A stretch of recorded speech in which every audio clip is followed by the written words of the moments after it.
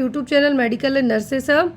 आज की क्लास है हमारी आरआरबी एसजीपीजीआई, जिनका 16 जुलाई को पेपर है। आज 11 जुलाई हो चुकी है। अपकमिंग टाइम में एमपी ग्रुप 5 की और आरआरबी की वैकेंसी भी आने के चांसेस हैं। और जो लोग तैयारी कर रहे हैं उन सभी के लिए स्टडी मटेरियल तो अवेलेबल है ही, साथ ही साथ आपको ये क्लासेस सब कंटिन्यू रहेंगी, जिसमें आपको सीक्वेंस वाइज 1 2 3 4 करके क्लासेस हैं जो अपडेट की जाएंगी। आज की क्लास में हम mostly pair matching questions cover करेंगे, कम्युनिटी के क्वेश्चंस कवर होंगे और गायनिक के क्वेश्चन कवर किए जाएंगे। तो जो भी लोग क्लास में नए हैं प्लीज़ चैनल को सब्सक्राइब करके बेल आइकॉन बटन को प्रेस करके रखें, जिससे आपकी कभी भी कोई क्लासेस मिस ना हो पाए। एक और इम्पॉर्टेंट थिंग कि जो हमारी ऑफिशियल बुक है आ गई है। बहुत सारे लोग उसको ऑलरेडी ऑर्डर कर चुके हैं और मोस्ट ऑफ दी लोगों के एड्रेस पे बुक है जो पहुंच भी गई है।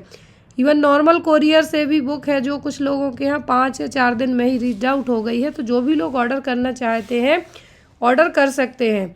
फ्लिपकार्ट पर बुक आज या कल रात तक है जो आपको अपडेट हो जाएगी, तो आप फ्लिपकार्ट से भी बुक को ऑर्डर कर पाएंगे।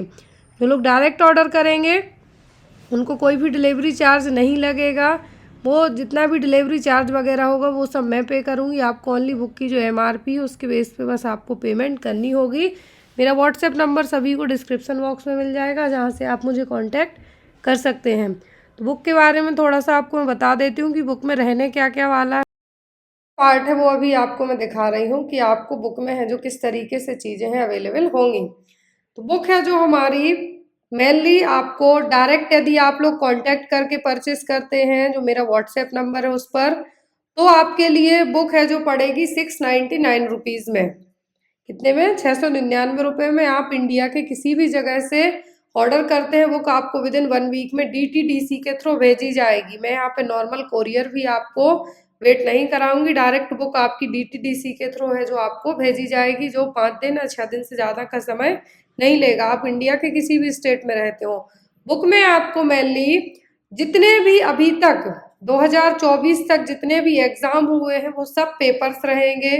जो नेशनल वाइड जितने भी एमपी, यूपी, बिहार, राजस्थान, केरला, कर्नाटका और अलग अलग स्टेट के वो सब पेपर होंगे। आपको सभी प्रोग्राम्स होंगे उन क्वेश्चन पे में आपके लिए। और जो आपका सिलेबस है उसके अकॉर्डिंग मॉडल पेपर्स भी रहेंगे बुक में, सभी ऑफिशियल पेपर्स भी होंगे। और बुक आपके लिए डायरेक्ट यदि आप व्हाट्सएप के थ्रू परचेस करना चाहते हैं तो यहाँ पे आपको हार्ड कॉपी है बुक की। जो आप बुक्स पढ़ते हैं वही बुक है, यहाँ पे आपको पीडीएफ फॉर्मेट की बुक नहीं रहेगी। पेपर बैक बुक होगी, 405 पेज की बुक होगी। इन 405 पेजेस में आपको टोटल मिला के पूरे 50 नहीं 55 क्वेश्चन पेपर होंगे, मॉडल पेपर होंगे, प्रोग्राम्स होंगे, सब कुछ आपका यहाँ पे कवर होगा। अब यहाँ पे जो एनएचएम सीएचओ के पेपर मेनली अभी इस बुक में ऐड किए गए हैं। जैसा आप लोगों का रिस्पॉन्स रहेगा तो उसके लिए सेकंड बुक पर भी काम चल रहा है, वो भी आपको विद इन 1 मंथ और 1.5 मंथ में अरेंज कर दी जाएगी। लेकिन अभी यदि ये बुक आप पढ़ते हैं तो आपके 6000 से ज़्यादा क्वेश्चन सॉल्व होंगे। उन 6000 क्वेश्चन से आप सोचिए कि आपको कितनी हेल्प रहेगी। और जो अभी शुरुआत के 55 लोग ऑर्डर करेंगे बुक, तो उनके लिए अभी डिलीवरी चार्ज आपको नहीं लगेगा। बुक आपको ओनली पेमेंट करके ऑर्डर करनी होगी, क्योंकि बहुत सारे लोग ऐसे हैं जो पहले भी मेरे व्हाट्सएप नंबर पे कांटेक्ट करके बहुत सारा मटेरियल ले चुके हैं। लेकिन यदि आप लोग बुक लेना चाहते हैं तो आप मुझे डायरेक्ट कांटेक्ट कर सकते हैं मेरे व्हाट्सएप पर। ये यहाँ पे हमारी बुक का बैक पेज रहेगा। पूरी बुक लाने में मुझे टाइम इसलिए लग गया क्योंकि इसमें as a writer, as a publisher सभी चीज़ें हमारे मेडिकल एंड नर्सेस सब की तरफ से ही हुई हैं। तो इसमें सभी चीज़ें आपको जो अभी तक चैनल पर हमने पढ़ा है पिछले 5 से 6 सालों में, तो सब चीज़ें एक निचोड़ ला के इस बुक में मैंने ऐड कर दी हैं। आई होप आपका एक प्रॉपर अच्छा रिस्पॉन्स मिलेगा।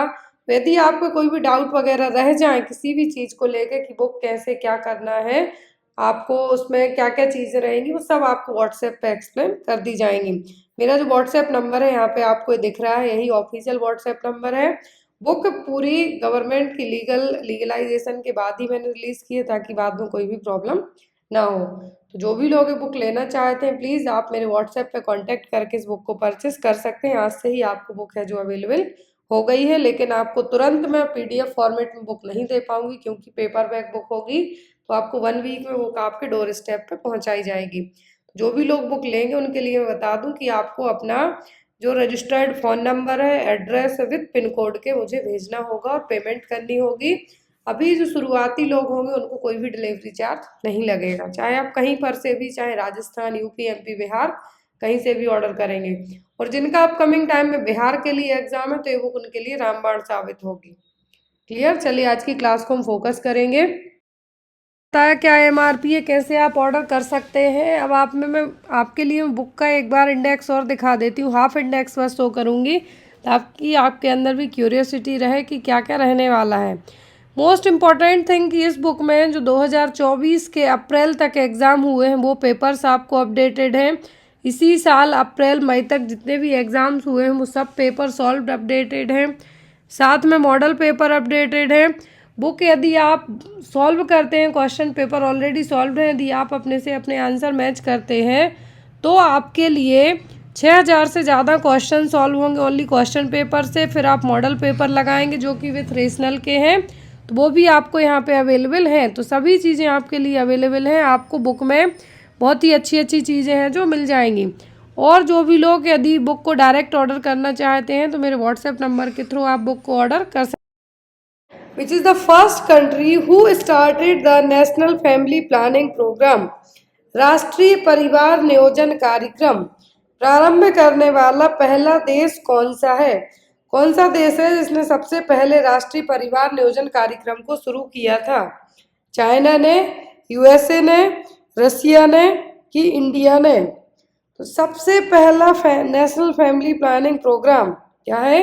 National family planning programme start करने वाला देश था हमारा भारत। कौन था?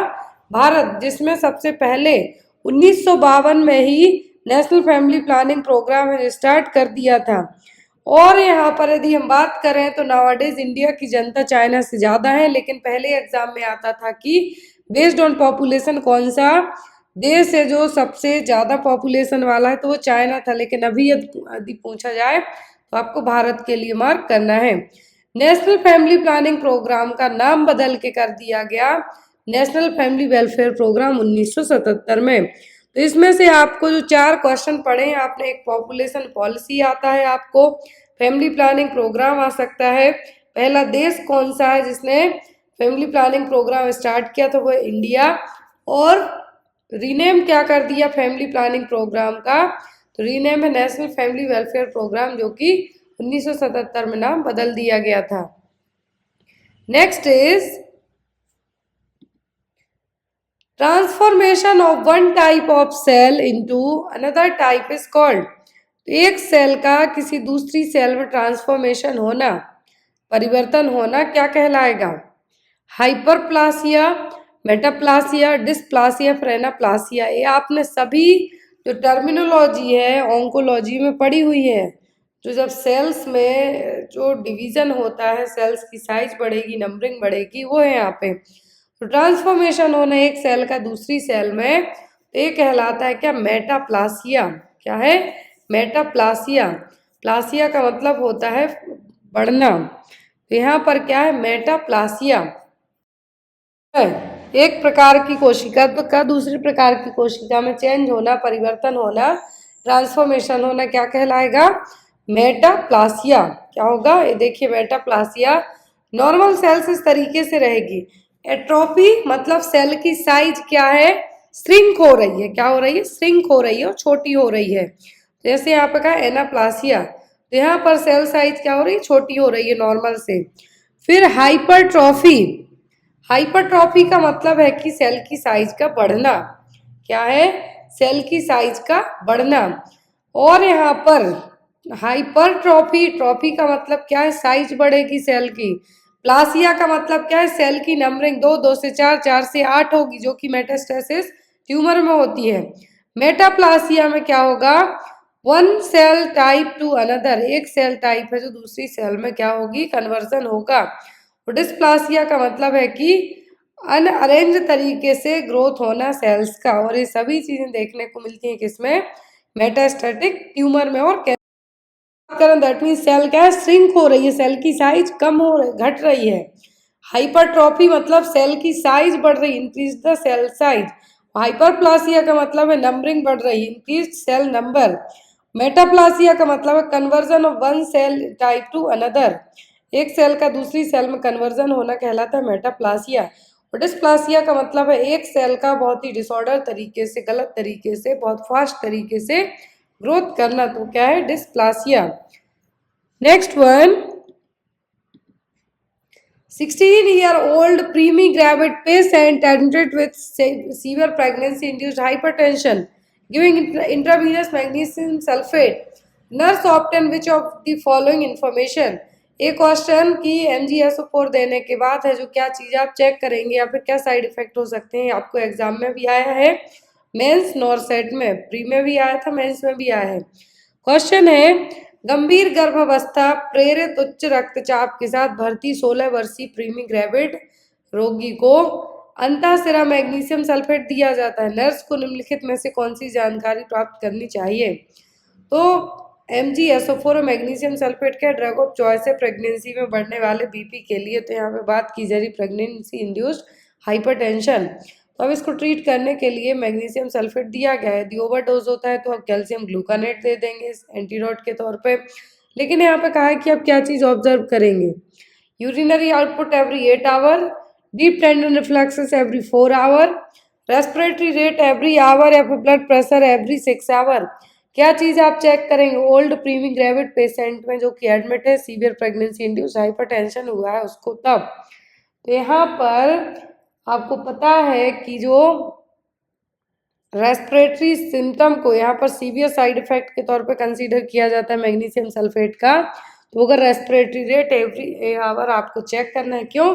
इसके कारण MgSO4 के कारण क्या होगा, रेस्पिरेटरी डिस्ट्रेस होने के चांसेस हो सकते हैं, इसीलिए यहाँ पे आपको हर एक घंटे में क्या है, रेस्पिरेटरी रेट चेक करनी होगी।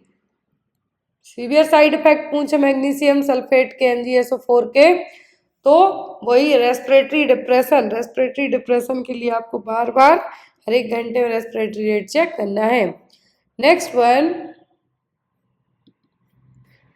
28-year-old lactating woman presented with fever, acute breast pain and swelling.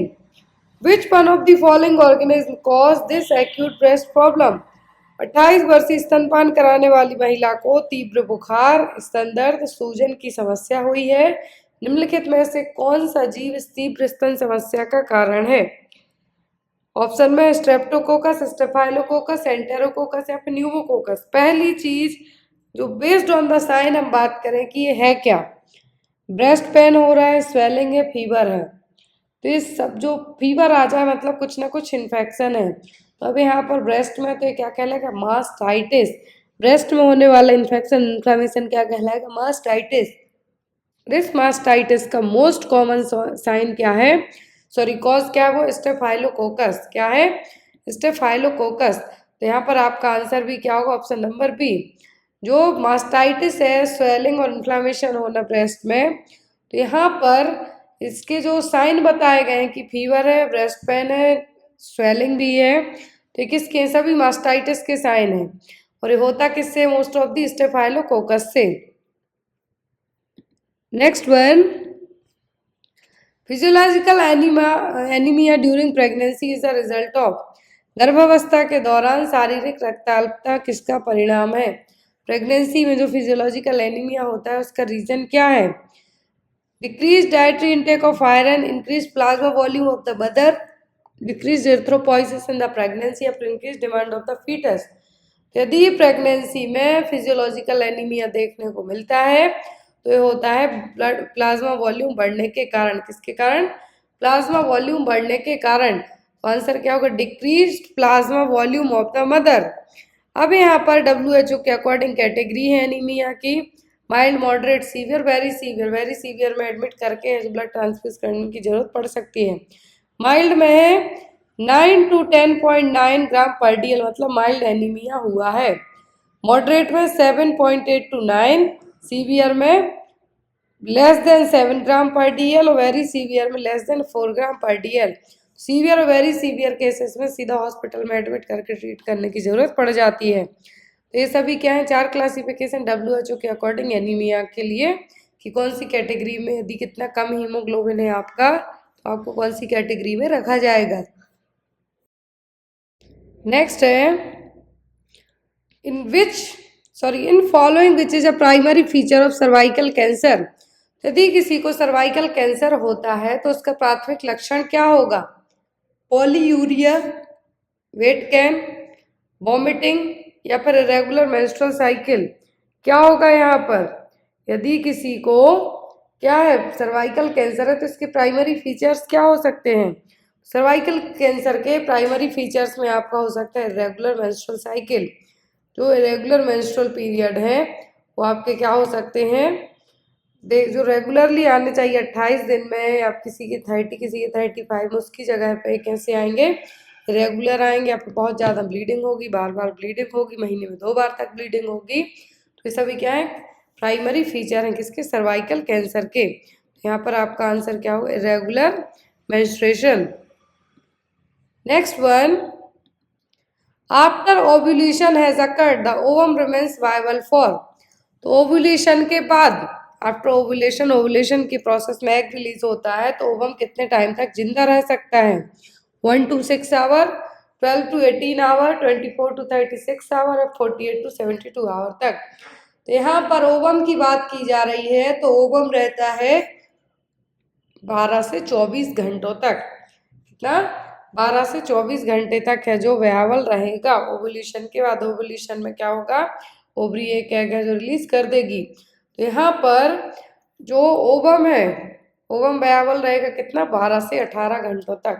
As an option की बात करें तो कितना होगा? 12 to 18 आवर्स तक। आंसर आपका क्या होगा? Option number B.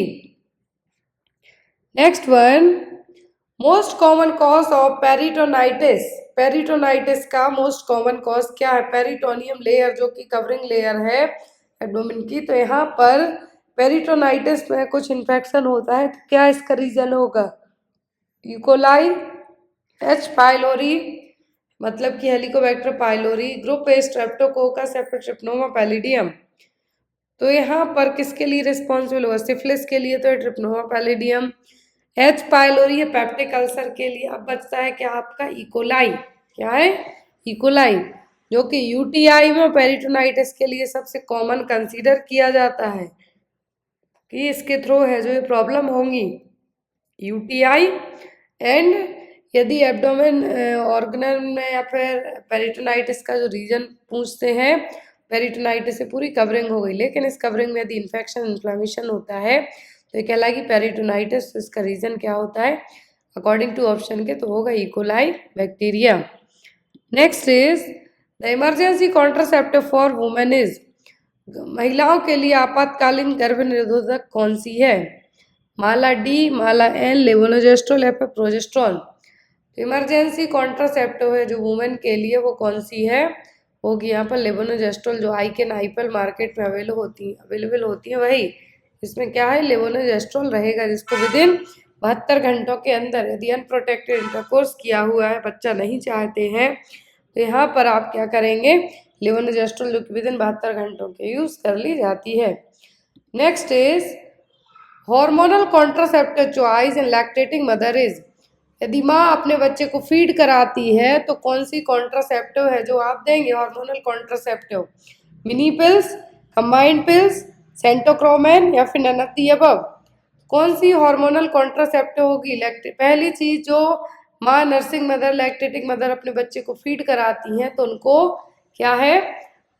Contraceptive, specially hormonal contraceptive के लिए अवॉइड किया जाता है। लेकिन यदि देना भी है तो क्या देंगे? मिनी पिल, क्योंकि इसमें बहुत कम मात्रा में प्रोजेस्टेरॉन रहेगा। स्मॉल क्वांटिटी होगी प्रोजेस्टेरॉन की, जो कि जो ब्रेस्ट मिल्क का प्रोडक्शन करता है और जो बेबी फीड करेगा उसके लिए क्या करेगी? टारगेट नहीं करेगी, जो कि 99% तक इफेक्टिव होगी। तो यहाँ पर प्रोजेस्टेरॉन या फिर मिनी पिल है जो माएँ जो बच्चे को फीड कराती हैं, लैक्टेटिंग मदर है, नर्सिंग मदर हैं, वो कौन सी कॉन्ट्रासेप्टिव यूज कर सकती हार्मोनल? तो वो होगी यहाँ पर मिनी पिल्स, जिसको कहा जाता है प्रोजेस्टेरॉन ओनली पिल्स। नेक्स्ट है यहाँ पर सहेली सहेली वंस अ वीक पिल है, मतलब और में लॉक्सिफेन है जो इसके लिए सेंट्रोक्रोमेन नाम से भी अवेलेबल है। तो यहाँ पर जो सहेली है, क्या है, सहेली है, ये हफ्ते में एक बार ली जाती है, वंस अ वीक पिल के नाम से भी ये जानी जाती है, सहेली और centchroman. Next one, safe period is calculated by. Safe period आप कैसे कैलकुलेट करेंगे? सेफ पीरियड का मतलब है कि जो 5 दिन पहले के और 5 दिन बाद के पीरियड्स के बाद सेफ कंसीडर किए जाते हैं वो, मतलब इस टाइम पर बिना किसी अनप्रोटेक्टेड मेथड अपना के, कॉन्ट्रासेप्शन मेथड अपना के सेक्स करना, तो क्या सेफ पीरियड है और ऐसे बच्चे नहीं होंगे। तो यहाँ पर सेफ पीरियड कैलकुलेट कैसे करेंगे? Duration and date of menstruation, length of menstrual cycle, length of ovulation या फिर लेंथ ऑफ ल्यूटियल फेज। पहली चीज, जब तक एग ही रिलीज नहीं होगा तो बच्चा कैसे का आप कंसीव कर सकते हैं। दूसरी चीज, ये डिपेंड करता है किस पर? मेंस्ट्रुअल साइकिल पर। मान लीजिए किसी किसी की मेंस्ट्रुअल साइकिल 35 दिन की है, किसी की 28 दिन की है, तो 14वें दिन ही ओव्यूलेशन होगा, तो यहाँ पर एग रिलीज होगा। तो सेफ पीरियड डिपेंड करता है मेंस्ट्रुअल साइकिल पर, 35 दिन की है कि 28 दिन की है। Next one, nurse is about to catheterize bladder of a pregnant lady. She should be aware that all the following facts about female urethra are true except, यदि एक नर्स है जो कैथेटराइज करती है ब्लैडर को, प्रेगनेंसी लेडी प्रेग्नेंट है, तो यहाँ पर कैथेटराइजेशन के लिए सभी चीज़ें आपको सही पता है फीमेल यूरेथ्रा को लेके, किसी एक को छोड़कर। It is about 1.5 centimetre in length, sorry inches in length, centimetre में 5 तक जाता है, 5 से ज़्यादा, और मेल का होता है 20 तक। It's posterior to vaginal orifice, it's pierces through urogenital diaphragm, it is straight and offer minor resistance for catheterisation. तो ये बिल्कुल सही है कि फीमेल का यूरेथ्रा है as compare to male urethra के बहुत ईजी है कैथेटराइजेशन करना, तो यहाँ पर सही बताई गई है। लेकिन ये कहाँ पे रहेगा? Female urethra is located with in the vaginal wall. जो फीमेल यूरेथ्रा है वेजाइनल वॉल के अंदर साइड को रहेगा, और जो ओपनिंग है, क्या है ओपनिंग है, वो लेबिया में होगी। अब यहाँ पर जो ऑप्शन दिए गए हैं, अकॉर्डिंग टू दैट ऑप्शन के आपका आंसर क्या होगा? Option number B, it's posterior to vaginal orifice. Next one, premature separation of normally implanted placenta during the second half of pregnancy, usually with severe hemorrhage, is known as। आमतौर पर गर्भावस्था के दूसरे भाग के दौरान गंभीर रक्तस्राव के साथ सामान्य रूप से प्रत्यारोपित प्लेसेंटा का समय से पहले अलग हो जाना क्या कहलाता है? Placenta previa, ectopic pregnancy, incompetent cervix या फिर एब्रप्टो प्लेसेंटा। नॉर्मली इम्प्लांटेड प्लेसेंटा है, समय के पहले डिटैच होना स्टार्ट हो जाए सेकेंड हाफ ऑफ प्रेगनेंसी में विथ सीवियर ब्लीडिंग के, तो ये कहलाएगा आपका एब्रप्शन ऑफ प्लेसेंटा। क्या है? Abruption of placenta. Incompetent cervix का मतलब है कि सर्विक्स का जो मुंह है उतना क्लोज नहीं रहेगा वीकनेस के कारण या कुछ अदर रीजन के कारण, ताकि प्रेगनेंसी में म्यूकस प्लग बन के बेबी अंदर ही सुरक्षित रहे। एक्टोपिक प्रेगनेंसी में जो बेबी का इम्प्लांटेशन है वो अदर देन यूट्रस में हो जाएगा, मोस्टली फेलोपियन ट्यूब में होता है, इसीलिए इसे ट्यूबल प्रेगनेंसी भी कहा जाता है। और प्लेसेंटा प्रीविया क्या है?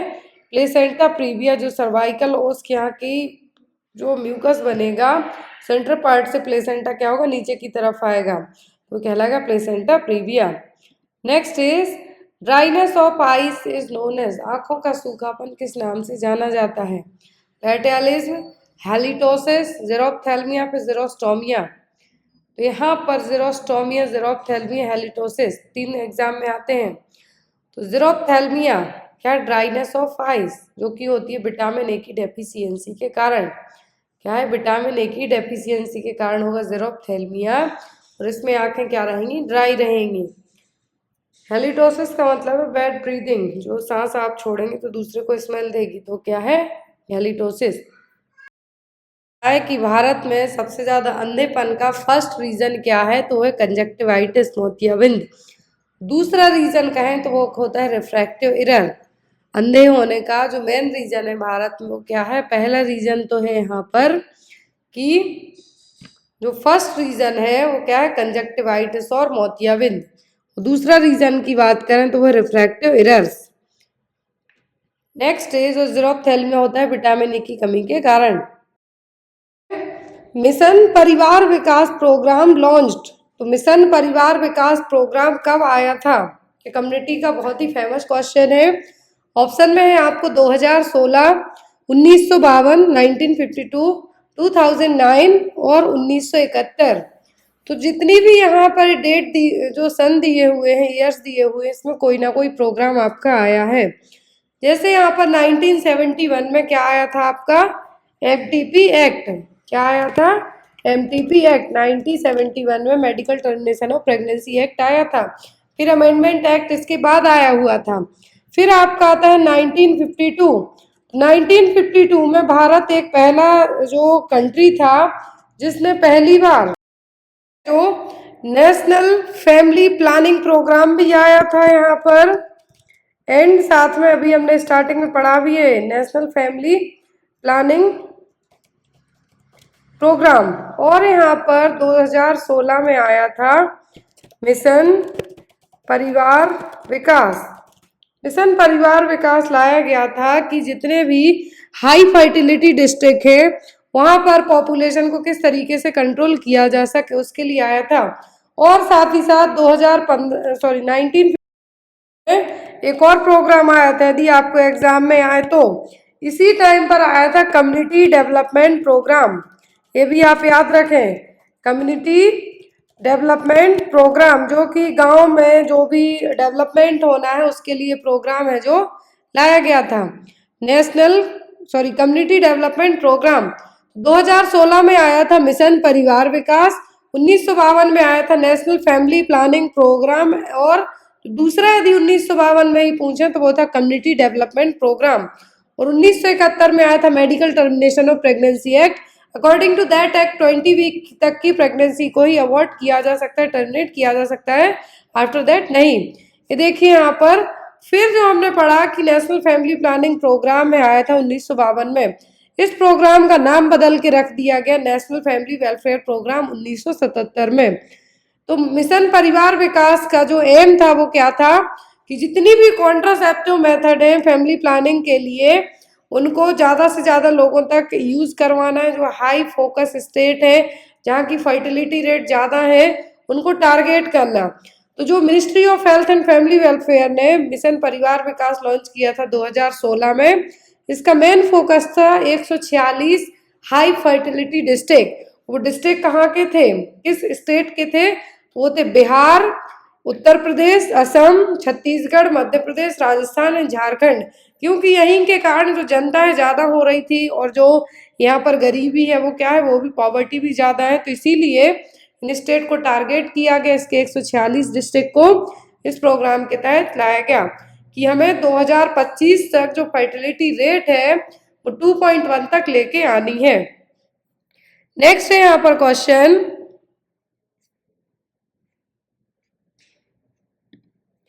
The nurse evaluates the adequacy of the neonate's oxygen by monitoring। तो यदि एज अ नर्स आप बच्चे में ऑक्सीजन है जो प्रॉपर एडिक्वेसी है या नहीं, मतलब जितनी ज़रूरत है उतनी है या नहीं, कहाँ से चेक करेंगे, कहाँ से इवालुएट करेंगे आप?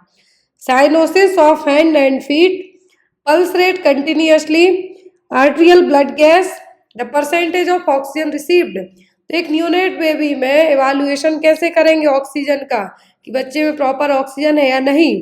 तो वो होगा एबीजी से। किससे? आर्ट्रियल ब्लड गैस एनालिसिस से। किससे? एबीजी से। साइनोसिस है जो बच्चे में हैंड और फीट में बस देखने को मिल रही है यदि, लेकिन सबसे पहले बच्चों में साइनोसिस की कंडीशन देखने को मिलती है, लिप्स के यहाँ से शुरुआत होती है। फिर यहाँ पर आपको चेक करना है ऑक्सीजन। तो ऑक्सीजन के लिए सबसे सही क्या होगा? Arterial blood gas analysis. Clear? Next one is the common type of fracture is seen in children. तो बच्चों में सबसे ज्यादा जो फ्रैक्चर होता है वो कौन सा होता है? Pott's fracture, greenstick fracture, clavicle fracture या फिर कोलेस फ्रैक्चर।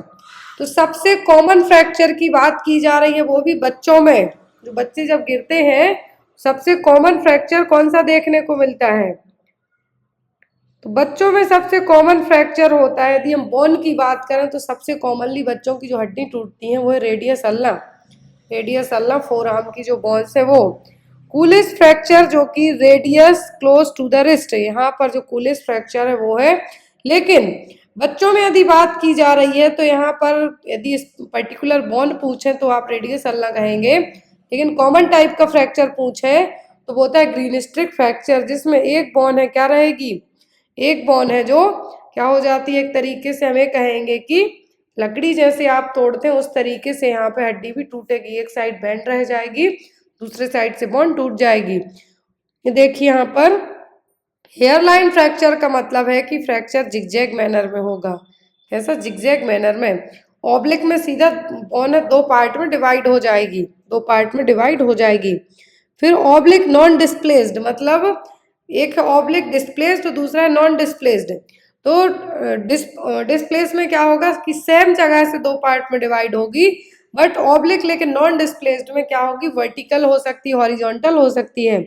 लाइनर में बोन इंटरनली क्रैक होगी, इंटरनली क्रैक बस होगी। फिर आता है कम्युनिटेड। कम्युनिटेड में बोन्स के फ्रेगमेंट छोटे छोटे पार्ट में टूट जाएंगे। फिर आता है स्पाइरल, तो स्पाइरल फॉर्म में टूटेगी। और सेगमेंटल में बोन एक से ज्यादा दो से ज्यादा जगह से टूटेगी, तो वो कहलाता है segmental fracture.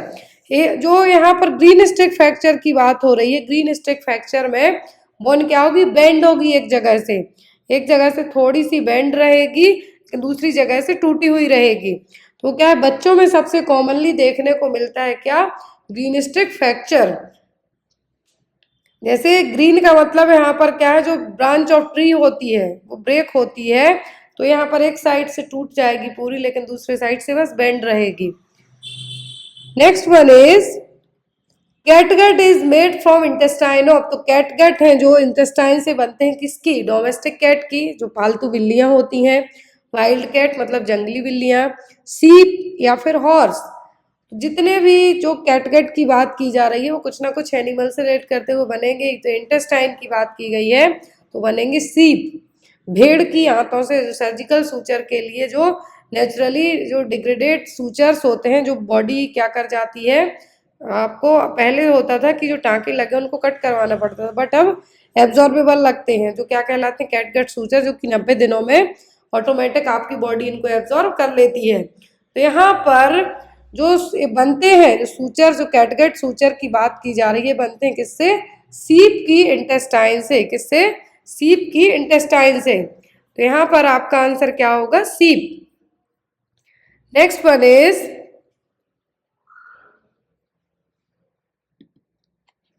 a patient is suspected to have hepatitis, which diagnostic test will confirm the diagnosis। यदि किसी मरीज को हेपेटाइटिस हुआ है तो कौन सा टेस्ट यहाँ पे कंफर्म करेगा कि मरीज के लिए क्या है, कौन सा टेस्ट कंफर्म करेगा कि हेपेटाइटिस हुआ है। तो हेपेटाइटिस का मतलब यहाँ पे क्या है, infection and inflammation of the liver. Hepatic का मतलब ही होता है क्या, लिवर।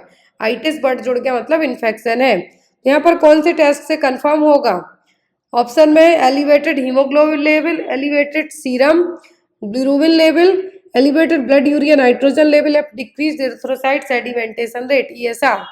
तो कभी भी कोई भी इन्फेक्शन होता है आपकी बॉडी में, ईएसआर हमेशा बढ़ी हुई रहती है, घटी हुई तो ना के बराबर रहती, बहुत रेयर केस में रहेगी, तो घटी हुई तो नहीं रहती है। तो यहाँ पर आपका जो आंसर होगा वो क्या होगा, यहाँ पर आपका जो आंसर आएगा वो होगा elevated serum bilirubin level. Hepatitis होगा कब, जब आपके लिवर में इन्फेक्शन होगा, इन्फ्लामेशन होगा, और होगा जब आपकी बॉडी में जो बिलिरुबिन का लेवल क्या है, बढ़ जाए। क्या है, बिलिरुबिन का लेवल है जो बढ़ जाएगा। तो यहाँ पर जो टेस्ट कंफर्म करेगा हेपेटाइटिस को होगा serum bilirubin level elevated. Elevation का मतलब बढ़ा हुआ रहेगा। तो नेक्स्ट वन इज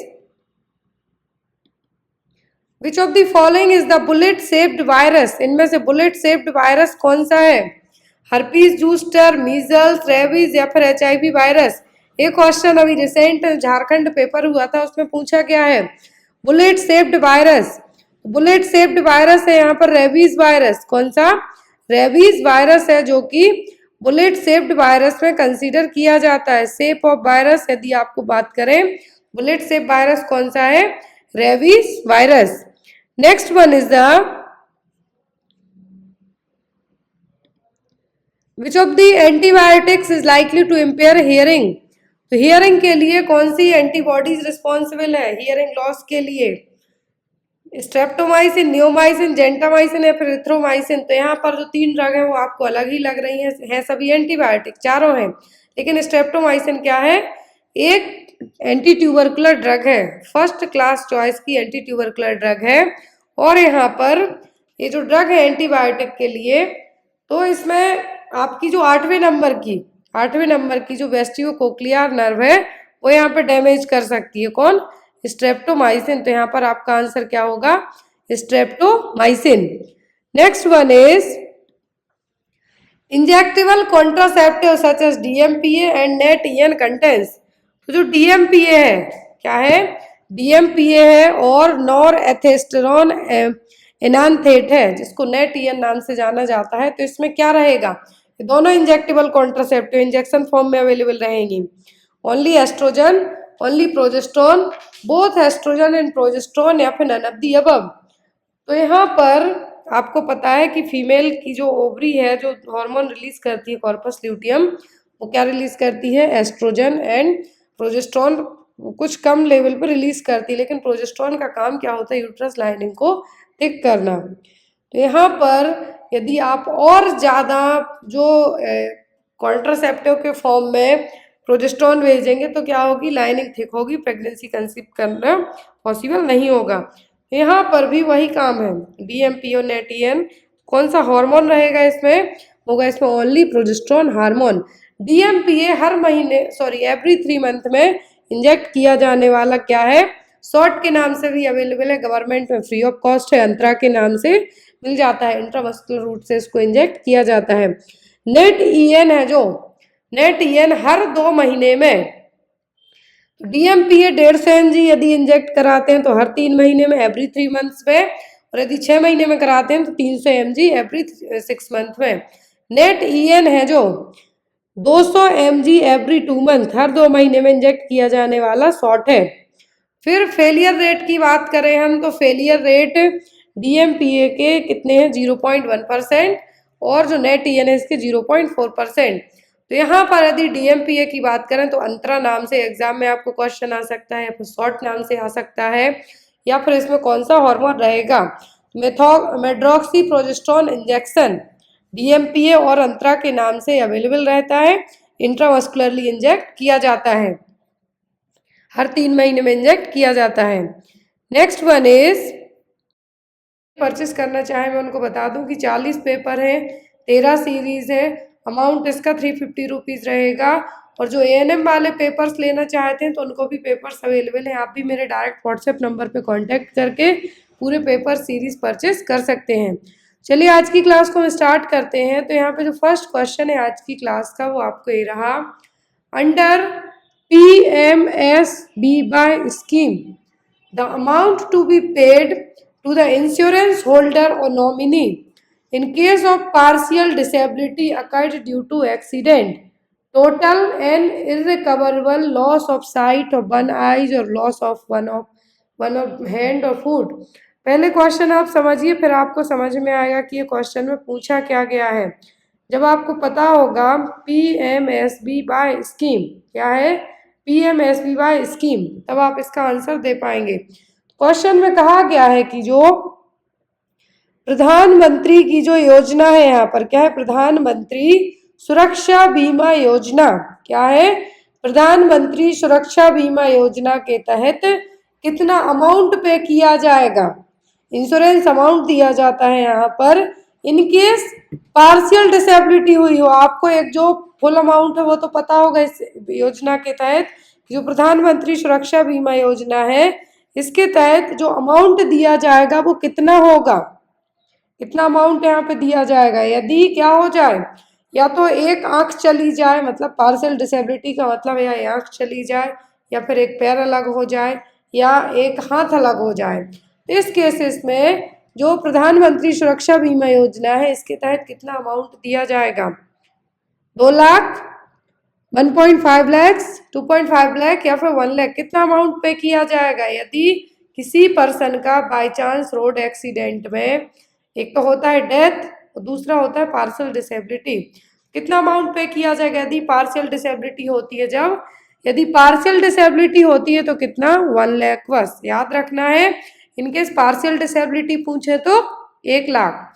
लेकिन यदि बात की जाए कि पर्सन की डेथ हो गई है उस रोड ट्रैफिक एक्सीडेंट में, या एक तरीके से हम ये कह सकते हैं कि फुली डिसेबल हो गया, फुली डिसेबल का मतलब सीधा बेडरिडन हो गया हो, तब उस केस में कितना अमाउंट दिया जाएगा? 2 लाख रुपए। याद रखना है ये चीज़ें आपको। तो देखिए यदि पार्शियल डिसेबिलिटी को क्वेश्चन पूछा जाए तब कितना दिया जाएगा? प्रधानमंत्री सुरक्षित बीमा योजना के तहत 1 लाख रुपए। यदि इसकी एज ग्रुप की बात करें तो 18 साल के बाद वालों को ही जो बाइक या कार चलाने को मिलती हैं, तो जो एज लिमिट होगी वो कितनी होगी? 18 से 70 साल तक में ही यहाँ पे कवरिंग की जाएगी। अब यहाँ पर डेथ और डिसेबिलिटी दोनों कवर किए जाते हैं। अब ये डिपेंड करता है कि पार्शियल है तो 1 लाख, और यदि पूरी बॉडी डिसेबल हो गई है, डेथ हो गई है, तो 2 लाख रुपए है जो पे किया जाएगा। और इस स्कीम के तहत यहाँ पर इसका एक ओवर स्ट्रेचिंग इंश्योरेंस पीरियड होता है 1 जून से 31 मई तक। कितना? 1 जून से 31 मई तक। और ऐसा नहीं कि जिसका एक्सीडेंट हुआ उसको ही मिल गए। यहाँ पर यह है कि जिन लोगों ने इस योजना के तहत अपना रजिस्ट्रेशन पहले से करवा रखा है उनको मिलेगा ये अमाउंट। क्लियर? आई होप आपको स्कीम समझ में आ गई हो। तो इस स्कीम को स्टार्ट कहाँ किया गया था? 9 मई 2015 को कोलकाता में इसको क्या किया गया था? लॉन्च किया गया था। लेकिन 1 जून 2022 के बाद क्या है यहाँ पर, इसको एक्चुअल में जो लॉन्चिंग डेट पूछे तो इसकी अलग है। और यहाँ पर यदि पूछा जाए कि ये जो ये कह सकते हैं हम कि एक तरीके से इफेक्टिव फुल कब रही, तो ये थोड़ा बाद में रही, 2015 के बाद में। अब यहाँ पर इस स्कीम को परचेस करने के लिए करना क्या होगा, क्योंकि चाहे गवर्नमेंट की पॉलिसी हो चाहे प्राइवेट पॉलिसी हो, कुछ ना कुछ अमाउंट आपको भी पे करना होता है। तो इस स्कीम का जो इंश्योरेंस पॉलिसी का स्कीम है क्या है? 12 रुपीज़। क्या है? 12 रुपीज़। यहाँ पे याद रखना है जो स्कीम में आपको पैसे लगेंगे वो क्या होंगे? 12 रुपये बस। कितने? 12 रुपये बस। या तो ये अमाउंट यदि डिसेबल होते हैं तो आपको खुद मिलेगा, या फिर आपका जो नॉमिनी है पॉलिसी होल्डर को, या फिर जो आपका नॉमिनी है उसको ये अमाउंट दे दिया जाएगा। अगला क्वेश्चन है यहाँ पे अब आपको, arrange the following in order of establishment in correct sequence. यहाँ पर आपको एक सीक्वेंस में जमाना है कि सही ऑर्डर क्या होगा। तो ऑप्शन है आपको, सॉरी यहाँ पे अभी क्वेश्चन ही है आपका, integrated child development scheme, central social welfare board, convention on the right of child, national council of education research and training centre, sorry यहाँ पर रिसर्च एंड ट्रेनिंग, एनसीईआरटी जिसकी बुक्स पढ़ते हैं हम। तो यहाँ पर ये आपको जो सीक्वेंस पूछा गया है तो आपका पहले क्या आएगा? तो यदि इस तरीके का सीक्वेंस पूछा जाता है तो ये डिपेंड करता है कि सबसे पहले किसको स्टार्ट किया गया था, कौन सा प्रोग्राम या सबसे पहले कौन सी स्कीम आई थी। जब आपको पता होगा कि कौन सा प्रोग्राम कब आया तभी आप इसमें आंसर है जो कर पाएंगे। क्या दिया है आपका? ICDS, integrated child development scheme. इसमें से भी क्वेश्चंस बहुत आते हैं एग्जाम में। ये कब आई थी? 1975 में, 2 अक्टूबर 1975 को इसको लाया गया था। फिर है सेंट्रल सोशल वेलफेयर बोर्ड। क्या है? सेंट्रल सोशल वेलफेयर बोर्ड, और ये आई थी आपकी 1953 में, 1953 में। फिर आपकी जो एनसीईआरटी है, एनसीईआरटी कब आया था? एनसीईआरटी आया था 1961 में। अब आपको जब ये ईयर पता होंगे तब आप आंसर दे पाएंगे। फिर convention on the right of child, तो यूनाइटेड नेशन ने जो convention of right of child निकाले थे, आए थे आई थिंक 1989 में। तो यहाँ पर अब आप इसको यदि सीक्वेंस वाइज लेके जाएंगे तो आपका आंसर क्या बनेगा? तो सबसे पहले क्या आएगा आपका? सबसे पहले कौन सी स्कीम आई? तो यहाँ पर आपको सबसे पहले क्या आया? First, central social welfare board जो कि 1953 में आया। देन आफ्टर आपका क्या आया, एनसीईआरटी, यहाँ पर आपका ये सेकंड हो जाएगा क्या, एनसीईआरटी, तो यहाँ पे आपका एनसीईआरटी दूसरे नंबर पे आया। यहाँ पे मैं आपको इसलिए लिखते जा रही हूँ कि आपको यही समझ में आ जाए क्वेश्चन। फिर इसके बाद क्या आया आपका 1953 में सेंट्रल सोशल वेलफेयर बोर्ड, 1961 में एनसीईआरटी, एंड देन आफ्टर आपका आया आईसीडीएस। क्या आया, आईसीडीएस। तो यहाँ पर आपका थर्ड में क्या होगा, आईसीडीएस। लास्ट में आया आपका क्या, जो convention on the right of child है। क्या है, convention on the right of child. तो ये हो गया फोर्थ। अब आपका जो सीक्वेंस बनेगा वो क्या होगा, second, fourth, first and third. तो ये जो सीक्वेंस बन के आए, आपका आंसर क्या निकलेगा यहाँ पर, बी। क्या निकलेगा, बी। तो यहाँ पे मैं आपको ये लिखे रहने दे रही हूँ ताकि आपको समझ में आ जाए। तो यहाँ पर जो एस्टेब्लिशमेंट, यदि इस तरीके से आपको कोई और प्रोग्राम दिया जा सकता है, आपको एज एन एग्जाम्पल था, तो आपको यदि ऐसे कहा जाए कि सीक्वेंस में लेके आइए करेक्ट सीक्वेंस में, तो आपको बेस्ड ऑन दैट कि आपको यदि पूछा जाए कि अकॉर्डिंग टू ईयर के सबसे पहले जो प्रोग्राम लॉन्च किया गया उसके अकॉर्डिंग आपको, जब आपको उस प्रोग्राम की एग्जैक्ट एक जो ईयर याद होगा कि ये प्रोग्राम तब लॉन्च हुआ, तब आप आंसर बहुत इजीली कर पाएंगे, क्वेश्चन हार्ड नहीं होंगे। तो यहाँ पर ये देखिए, तो सेंट्रल सोशल वेलफेयर बोर्ड आया 1953 में, एनसीईआरटी आया 1961 में, आईसीडीएस 1975 में, सीआरसी है जो convention on right of child है, ये आएगा 20 नवंबर 1989 में।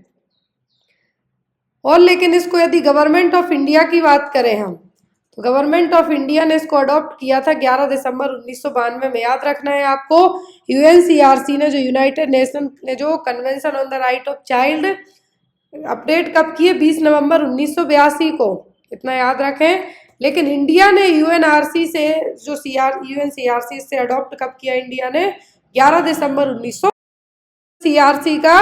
तो आपको कितना बताना है, 1989, क्योंकि यहाँ पे नहीं कहा पर्टिकुलर इंडिया में कब लाया, कब लेके आए, यहाँ पे सीधा सीआरसी बस दिया। तो 1989 में इंडिया ने अडॉप्ट बाद में किया। अगला क्वेश्चन है यहाँ पर, match the following items in list first with the list second. यहाँ पर दो लिस्ट दी हुई है, अब आपको इन आइटम्स को मैच करना है। लिस्ट 1 में दिया है एनआरईजीए, जिसको आप मनरेगा के नाम से जानते हैं, एनआरएचएम, टीएससी या फिर आईसीडीएस। तो यहाँ पर आपका जो सही सीक्वेंस होगा वो क्या होगा, मनरेगा। मनरेगा किसके लिए है, मनरेगा जो एक एम्प्लॉयमेंट के लिए, किसके लिए, एम्प्लॉयमेंट के लिए। फिर आपका आता है B, NRHM, national rural health mission, तो ये किसके लिए आएगा, ये आएगा हेल्थ से रिलेट करेगा। फिर टीएससी, क्या है, टीएससी, टीएससी में क्या होगा आपका, सैनिटेशन, क्या होगा, सैनिटेशन का मतलब होता है, यहाँ पे मैं ऐड कर देती हूँ, टोटल सैनिटेशन कैंपेन। क्या है, टोटल सैनिटेशन कैंपेन। यहाँ पर जो टोटल सैनिटेशन कैंपेन है, जो टीएससी है, टीसीएस नहीं है, टाटा कंसल्टेंसी सर्विस नहीं है, ये क्या है, टीएससी है, टोटल सैनिटेशन कैंपेन। तो टोटल सैनिटेशन कैंपेन किसके लिए, सैनिटेशन के लिए, तो यहाँ पर आपका सैनिटेशन जाएगा। लास्ट बचता है ICDS, integrated child development scheme. तो यहाँ पर आईसीडीएस किसके लिए, health, child health and nutrition के लिए। तो ये क्या हो जाएगा आपका यहाँ पर लास्ट वाला, मतलब कि डी। तो यहाँ पे देखिए आपके जो आंसर मैच हुए हैं वो इस तरीके से होंगे। फर्स्ट का क्या होगा, फोर्थ, ए का क्या होगा आपका फोर्थ, बी का एनआरएचएम का health, TSC total sanitation campaign, तो इसका होगा सैनिटेशन मतलब फर्स्ट। लास्ट में आईसीडीएस, तो किसके लिए, चाइल्ड हेल्थ के लिए। तो 1999 में क्या है, 1999 में जो कैंपेन लाया गया था, इसकी आपको डेट याद रखनी है यदि पूछ लें तो, कब, 1999 में टोटल सैनिटेशन कैंपेन लाया गया था। तो यहाँ पे अब आपका आंसर जो क्या होगा वो होगा ऑप्शन नंबर बी, क्योंकि फर्स्ट का क्या है फोर्थ, सेकंड का आपका क्या है थर्ड, और जो सी है TSC है, टोटल सैनिटेशन कैंपेन का क्या है आपका फर्स्ट, और डी मतलब ICDS का क्या है आपका चाइल्ड हेल्थ एंड न्यूट्रिशन। यहाँ पे आपका आंसर क्या होगा ऑप्शन नंबर बी। अगला क्वेश्चन है यहाँ पर the women centre created at the village level under national mission for empowerment of women is. तो यहाँ पर वुमेन सेंटर खोले गए थे, महिलाओं के लिए केंद्र खोले गए थे गांव लेवल पर NHM के तहत कि महिलाएं क्या हो सशक्त बने। एम्पावरमेंट का मतलब यहाँ पर महिलाओं का सशक्त बनना, सशक्तिकरण के लिए। तो वो क्या था, पूर्ण शक्ति केंद्र, कृषि विज्ञान केंद्र, राष्ट्रीय महिला केंद्र या फिर महिला विज्ञान केंद्र। कौन से केंद्र खोले गए थे महिलाओं को सशक्त बनाने के लिए, एम्पावरमेंट के लिए NHM के थ्रू? तो वो क्या थे, वो था पूर्ण शक्ति केंद्र। क्या है, पूर्ण शक्ति केंद्र। ये देखिए जो पूर्ण शक्ति केंद्र है इसको लॉन्च किया गया था कब, 16 सितंबर, कब 16 सितंबर 2011 को। क्या है, पूर्ण शक्ति केंद्र को लॉन्च किया गया था 16 सितंबर 2011 को। एक एज अ पायलट प्रोजेक्ट के तौर पे इसको लाया गया था। इसमें 150 ग्राम पंचायत थी अलग अलग जिलों की। क्या था जो ऑपरेशनल इसको स्टार्ट किया गया था, 150 ग्राम पंचायत से स्टार्ट किया गया था। एवरी ग्राम सभा यहाँ पे इंक्लूडेड की गई थी। तो यहाँ पर पूर्ण शक्ति केंद्र में क्या है, जो मिशन पूर्ण शक्ति है, पूर्ण शक्ति में क्या किया गया था, महिलाओं को एम्पावर बनाना कि वो हर एक फील्ड ऑलराउंड जो डेवलपमेंट वुमेन का, उसके लिए जो केंद्र है जो खोले गए थे। और इस मिशन का नाम क्या था, मिशन पूर्ण शक्ति। अगला क्वेश्चन है यहाँ पर the protection of children from sexual offences act, मतलब लैंगिक अपराधों से बालकों का संरक्षण अधिनियम वॉज इनेक्टेड इन। तो ये एक्ट कब आया था, पास्को एक्ट आप इसको कह सकते हैं। पास्को एक्ट के नाम से आपको इजीली याद रहेगा, protection of children from sexual offences. तो यहाँ पर क्या है, पॉस्को एक्ट। जो पॉस्को एक्ट कब आया था, 1986 में, 1956 में, 2013 में या 2012 में। तो ये एक्ट आया था कब, 2012 में। यदि इसका हिंदी में नाम याद रखना चाहे हिंदी में रख सकते हैं, इंग्लिश में रखे तो इंग्लिश में इसका, लेकिन लॉन्चिंग डेट पूछे तो कब आया था, 2012 में। अगला क्वेश्चन है आपको फिर से जोड़ी मिलाना है। तो यहाँ पर क्वेश्चन है mid day meal programme for school children between 6 to 11 year of age involve the following.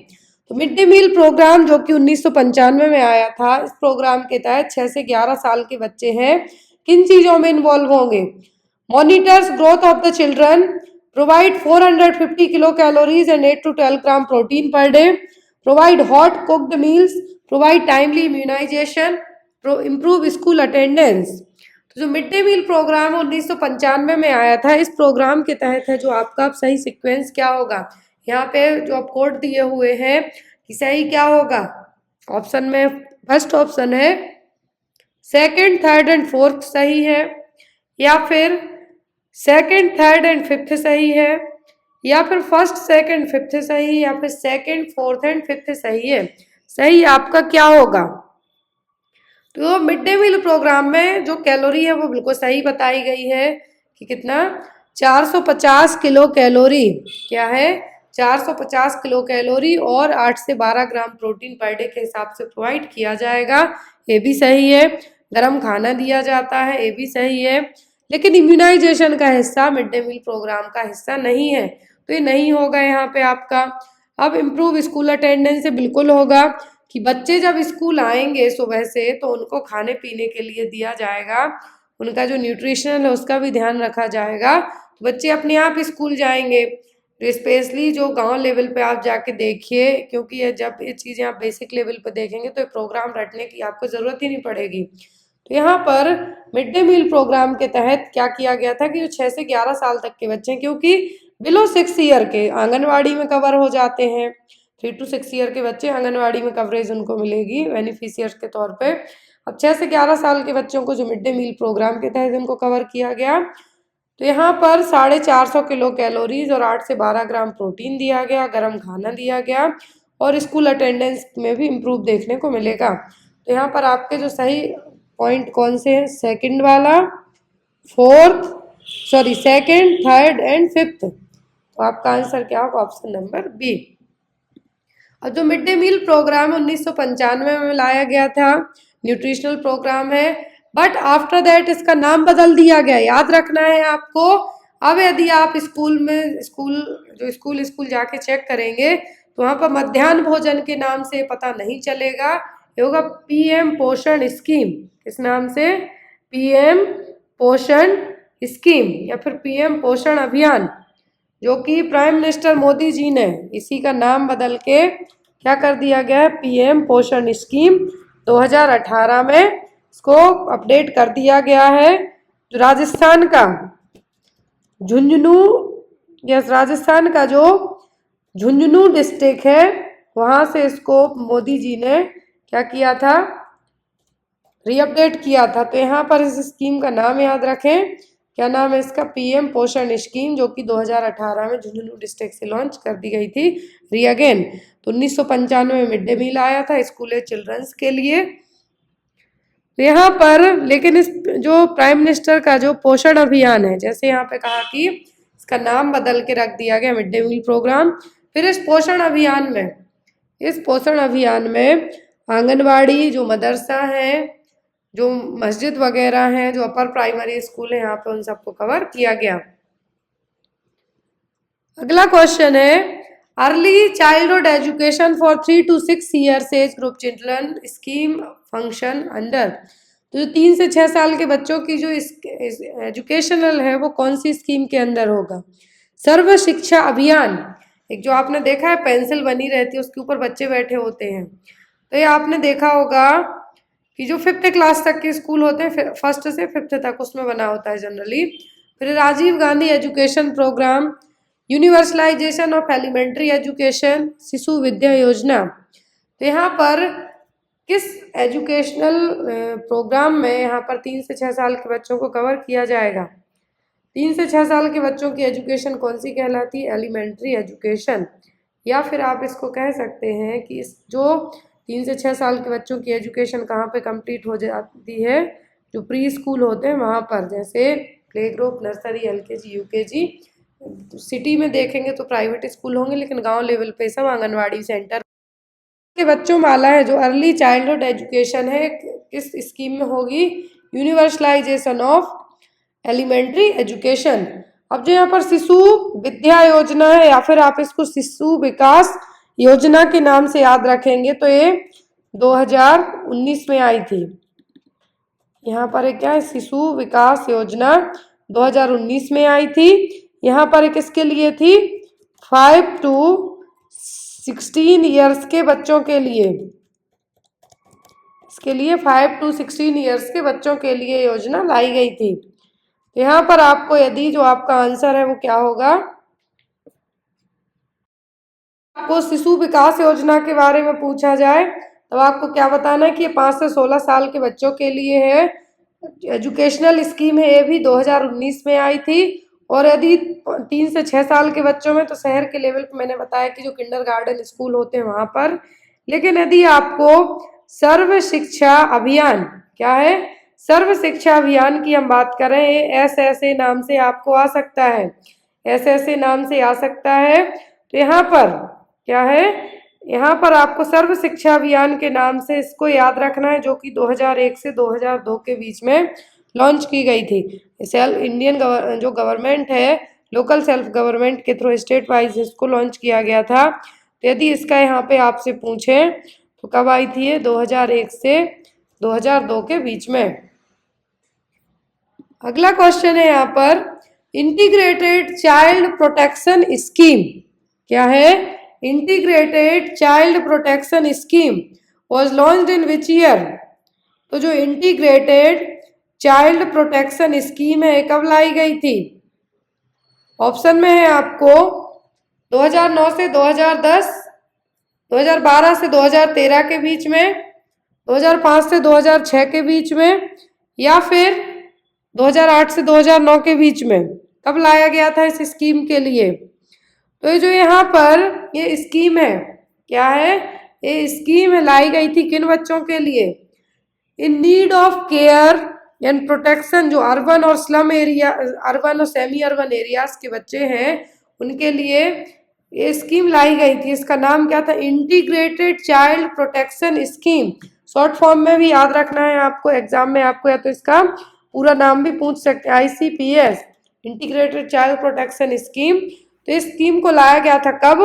2009 से 2010 के बीच में। कब लाया गया था?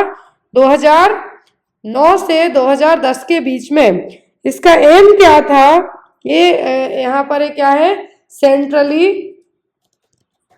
सेंट्रली स्पॉन्सर्ड स्कीम है। ये भी आपको पूछा जा सकता है। क्या? सेंट्रल स्पॉन्सर्ड स्कीम है। 2009 से 2010 के बीच में इसको लॉन्च किया गया था। फिर इसका यदि एम की बात करें हम, तो ऐसे बच्चों को प्रोटेक्ट करने के लिए, ऐसे इन्वायरमेंट में जो बच्चे हैं उनको प्रोटेक्ट करने के लिए इस स्कीम को लाया गया था। स्पेशली वल्नरेबल ग्रुप के जो बच्चे हैं, जिन बच्चों को बहुत ज़्यादा क्या हो, नीडी बच्चे हो, उनके लिए स्कीम को लाया गया था। अगला क्वेश्चन है यहाँ पर, प्रधानमंत्री ग्राम सड़क योजना वॉज लॉन्च्ड ऑन। तो जो यहाँ पे प्रधानमंत्री ग्राम सड़क योजना है, क्योंकि मोदी जी के बाद जितनी भी योजना है उनके नाम, मैं यहाँ पे नहीं कह रही हूँ कि मोदी जी के नाम के साथ योजनाएं शुरू हुई, लेकिन जितनी भी योजनाएं आफ्टर दैट जो मोदी जी की गवर्नमेंट रही है, हमारे जो प्राइम मिनिस्टर है उनकी गवर्नमेंट के बाद जितनी योजनाएं लॉन्च की गई हैं, तो उनमें आगे PM जरूर ऐड किया गया है, जिससे आपको याद भी रह सकती हैं। तो PMGSY, प्रधानमंत्री ग्राम सड़क योजना के तहत यहाँ पर गांव-गांव में क्या बनवाया गया? रोड बनवाया गया। तो इस योजना का शुरुआत कब हुई?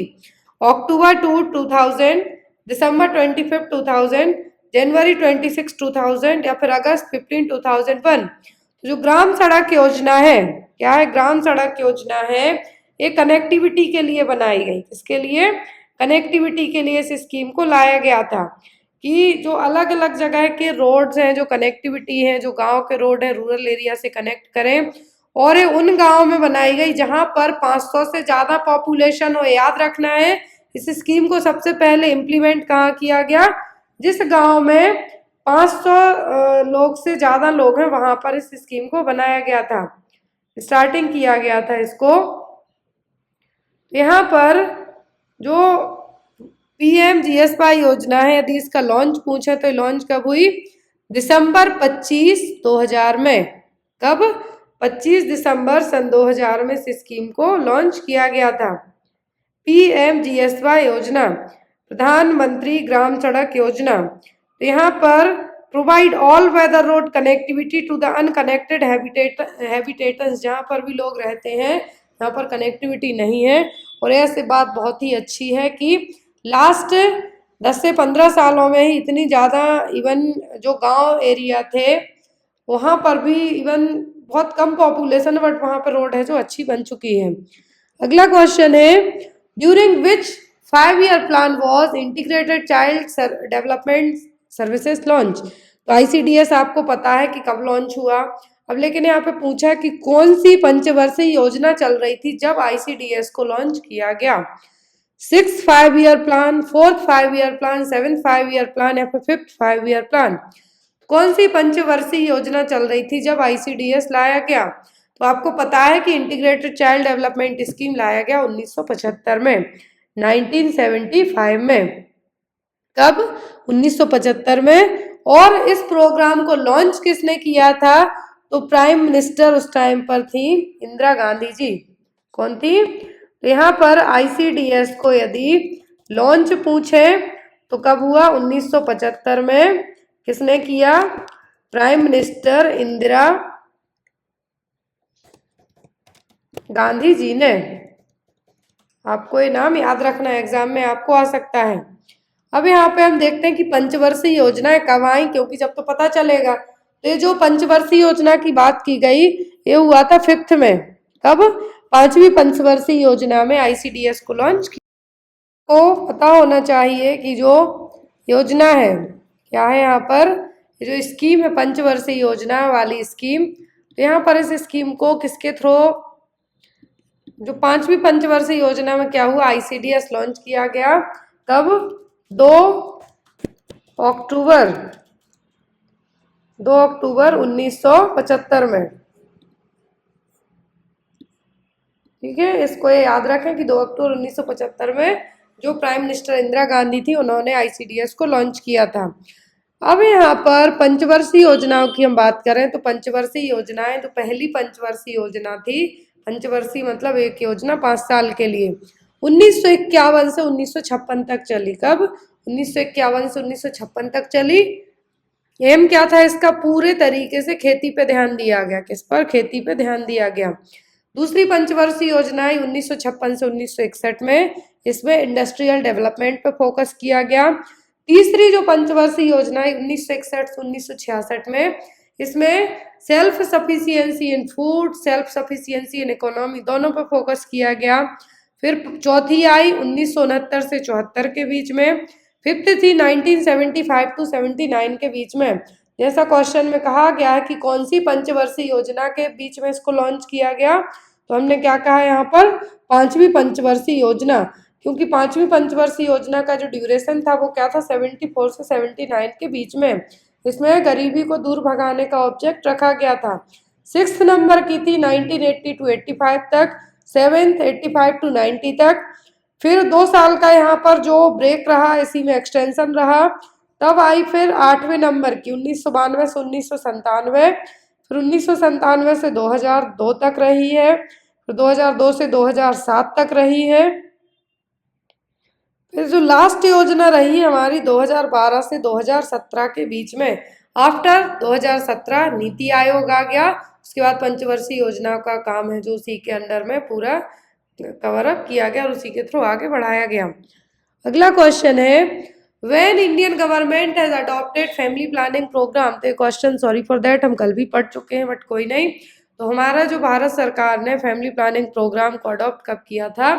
1952 में। और भारत पूरे विश्व का ऐसा पहला देश था जिसने अपना फैमिली प्लानिंग प्रोग्राम बनाया था, कि जनता को इनिशिएट किया गया कि भैया कम जनता बढ़ाओ।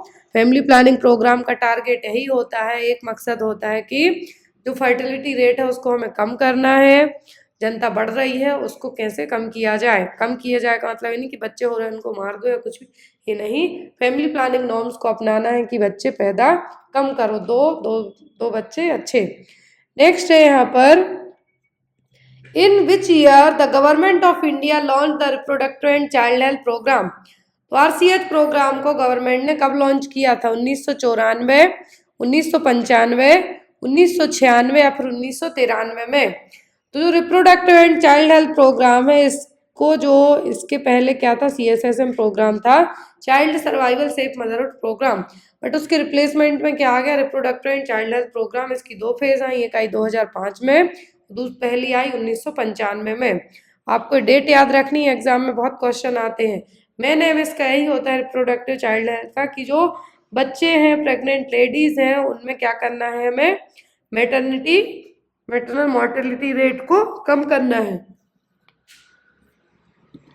नेक्स्ट क्वेश्चन है यहाँ पर, which one among the following is not a millennium development goal. यहाँ पे ध्यान से देखें, मिलेनियम डेवलपमेंट गोल की बात की जा रही है, तो इनमें से कौन सा मिलेनियम डेवलपमेंट गोल नहीं है? MDG नहीं है। Improve maternal health, combat HIV, AIDS, malaria and other diseases, ensure environmental sustainability, या फिर develop a local partnership for development. यहाँ पर मिलेनियम डेवलपमेंट गोल का कौन सा पॉइंट नहीं है? मिलेनियम डेवलपमेंट गोल में टोटल 8 गोल है जो हमें अचीव करने हैं, लेकिन उनमें से जो नहीं है वो क्या है? Develop a local partnership for the development. देखिए यहाँ पर मिलेनियम डेवलपमेंट गोल है, इसको सन 2000 में, सितंबर 2000 में इसको लाया गया का मतलब कि जो यूनाइटेड नेशन है वही इसको अपडेट करता है, रिलीज करता है, फिर अलग अलग देश इसको एक्सेप्ट करते हैं। जो मिलेनियम डेवलपमेंट गोल है सितंबर 2000 में आया, इसके 8 गोल थे with 21 target. These are 8 goals with 21 targets and a series of measurable health indicator. याद रखना है, यदि गोल पूछे तो कितने हैं? 8। कितने? 8 गोल है टोटल इसमें, जिसमें से फर्स्ट गोल क्या था? Eradicate extreme poverty and hunger. तो बहुत ज़्यादा भुखमरी और गरीबी है, उसको हमें क्या करना है, कम करना है। यूनिवर्सल प्राइमरी एजुकेशन, और एक हमें प्राइमरी एजुकेशन का जो टारगेट है वो अचीव करना है। Promote gender equality and empowerful women, क्योंकि यहाँ पर इक्वालिटी का मतलब है कि मेल फीमेल के बीच में हमें समानता बरतनी है। चाइल्ड मोर्टेलिटी को कम करना है, जो चौथा गोल था, क्या है, चाइल्ड मोर्टेलिटी को कम करना है। जो लास्ट ईयर में आई थिंक जो SRS डेटा दिया गया था उसके अकॉर्डिंग MP है जो ऐसा स्टेट था जहाँ पर सबसे ज़्यादा इन्फेंसी, मतलब 1 साल से कम उम्र के बच्चों की डेथ हुई थी, 1000 पे आई थिंक 54 के आसपास। फिर पांचवा, मैटरनल हेल्थ को इम्प्रूव करना है। छठवा, combat HIV AIDS malaria and other disease, ये भी एक गोल। सातवां, इन्वायरमेंटल सस्टेनेबिलिटी को भी हमें बढ़ावा देना है। और आठवां क्या है, develop a global partnership for development. देखिए यहाँ पे आपको जो ऑप्शन में कहा गया है कि develop a local partnership for development, local में नहीं है यहाँ पर, ग्लोबल पार्टनरशिप यदि होता तब आपके चारों ऑप्शन सही बैठते, लेकिन यहाँ पर लोकल पार्टनरशिप कह दिया। होना क्या चाहिए, ग्लोबली, मतलब ऑल ओवर सभी जगह से आपको क्या करना है, पार्टनरशिप करना है, जिसके कारण डेवलपमेंट हो। तो यहाँ पर आठों गोल सितंबर 2000 में millennium development goal United nation ने रिलीज किया, इसको एक्सेप्ट किया गया अलग अलग देशों के द्वारा, और इसके 8 गोल रखे गए। और यहाँ पर ये देखिए एक और पॉइंट ऐड किया है कि जो सस्टेनेबल डेवलपमेंट गोल है, क्या है, सस्टेनेबल डेवलपमेंट गोल लाए गए। तो इस सस्टेनेबल डेवलपमेंट गोल में 17 गोल ऐड थे, कितने, 17 गोल ऐड थे। और यहाँ पर अडॉप्ट किया कब, सितंबर 2015 में। कब अडॉप्ट किया, सितंबर 2015 में यूनाइटेड नेशन के समिट में। इसके जो 17 डेवलपमेंट गोल हैं, तो इनमें कुछ गोल आपके जो मिलेनियम में पड़े वो भी इंक्लूडेड है। जैसे यहाँ पर पहला है नो गरीबी, दूसरा जीरो हंगर। अब एग्जाम में आपको गोल ऐसे नहीं आते हैं सस्टेनेबल के, इसमें आपको सीक्वेंस दिया जाता है। Generally most of the exam में सीक्वेंस वाइज पूछे जाएंगे कि पहले क्या होगा, पहले क्या होगा। No poverty, zero hunger, good health and wellbeing, quality education, fifth is the gender equality, six clean water sanitation, 7 affordable and clean energy, 8वां decent work and economic growth, 9वां इंडस्ट्री इनोवेशन एंड इंफ्रास्ट्रक्चर, 10वां है यहाँ पर reduced inequalities, 11वें number पर है sustainable cities and communities, 12वां है रिस्पॉन्सिबल कंजप्शन एंड प्रोडक्शन, 13वां क्लाइमेट एक्शन, 14वां लाइफ बिलो वाटर, पानी के नीचे जीवन कैसा है, life on land, peace justice and strong institution, और क्या है, पार्टनरशिप फॉर द गोल्स। जो अलग अलग जो हमें 16 गोल अचीव करने हैं, इनके लिए हमें ग्लोबल मतलब वर्ल्ड पूरे वैश्विक लेवल पे क्या करना है, एक दूसरे देशों को सपोर्ट करना है। और ये जो टारगेट रखा है कि हमें 2030 तक, कब तक, 2030 तक एक एजेंडा रखा गया है, टारगेट सेट किया गया है कि हमें पूरे कोर्स को अचीव करना है। वैसे आप पढ़ाई में रखेंगे कि आज मुझे अपने 500 क्वेश्चन सॉल्व करने, चाहे कितना भी टाइम लग जाए, कैसे भी मैं टाइम एडजस्ट करूं, उसी तरीके से यूनाइटेड नेशन का जो समिट हुआ है, इसमें जो SDG गोल्स है, इसमें कहा गया है कि 2030 तक पूरे ग्लोबल मतलब वैश्विक लेवल पे पूरे उनको अचीव करना है। अगला है यहाँ पे question, which among the following year government of India conceived the annual health survey. तो यहाँ पर एनुअल हेल्थ सर्वे पहली बार, first time annual health survey Bharat सरकार में कब किया गया, 2004, 2005, 2006 या फिर 2007 में। कंसीव द एनुअल हेल्थ सर्वे कब हुआ, एनुअल हेल्थ सर्वे पहली बार एनुअल हेल्थ सर्वे हुआ भारत में 2005 में। कब, 2005 में। NFHS किया जाता है कब, जो आपको एग्जाम में क्वेश्चन आता है, NFHS अभी तक 5 हो चुके हैं। हर 3 साल में नेशनल फैमिली हेल्थ सर्वे किया जाता है। कब, हर 3 साल के इंटरवल में। जैसे हर जो एवरी 10 ईयर में क्या किया जाता है, सेंसस कंडक्ट किया जाता है, वैसे ही एवरी 3 ईयर में नेशनल फैमिली हेल्थ सर्वे किया जाता है। अब लेकिन यहाँ पर फर्स्ट टाइम एनुअल हेल्थ सर्वे की बात करें तो ये कब किया गया, 2005 में। कब हुआ? 2005 में। लेकिन NFHS की बात करें हम तो पहला कब हुआ? 1992 से 93 के बीच में। फर्स्ट सर्वे हुआ कब? 1992 से 1993 के बीच में। और ये हर 3 साल के गैप में किए जाते हैं। अगला क्वेश्चन है यहाँ पर, match the following program with their objective. List दी गई है यहाँ पर, एक लिस्ट को दूसरी लिस्ट से हमें मैच करना है। तो यहाँ पर ये आपको प्रोग्राम है, एक साइड पर कोड दिया गया है। तो यहाँ पर प्रोग्राम में क्या? ICDS integrated child development scheme, ARSH adolescent reproduction and sexual health of adolescent, UIP universal immunisation programme, BSY Balika समृद्धि योजना। तो अब यहाँ पे आपको बताना है कि कौन सा प्रोग्राम किससे मैच किया जाएगा। अब आप बताएं कि यहाँ पे कौन से प्रोग्राम को आप किससे मैच करेंगे। कोड नीचे दिए हैं, ए ऑप्शन में है, ए का 4, बी का 2, सी का 3 और डी का 1। ये यहाँ पे जो आपको कोड दिख रहे हैं यहाँ पे आपके ऑप्शन है। तो यहाँ पे अब आपको बताना है कि सही क्या होगा। पहले चलिए इसको मिला के ही देखते हैं।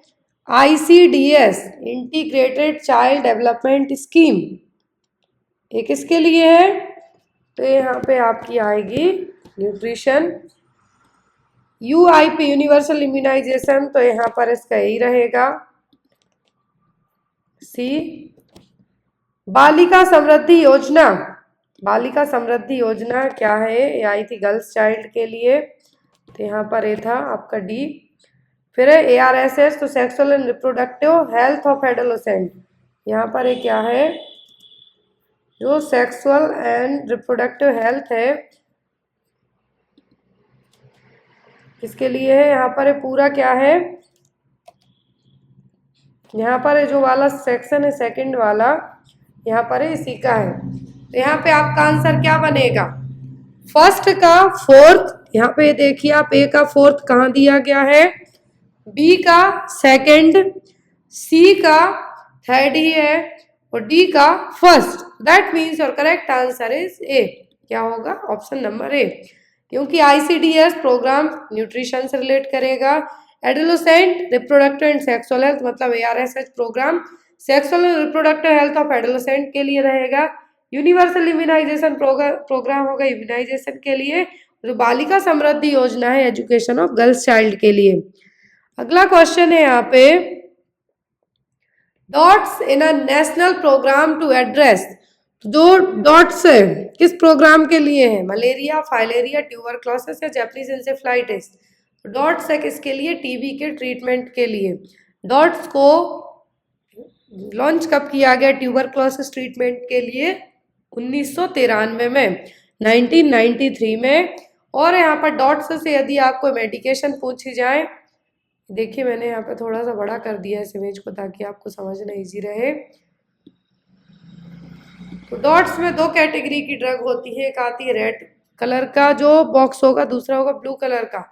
रेड कलर का ड्रग्स का जो ड्यूरेशन होता है 6 महीने का होगा यहाँ पर, और जो कैटेगरी 2nd होती है इसमें 8 महीने का होगा।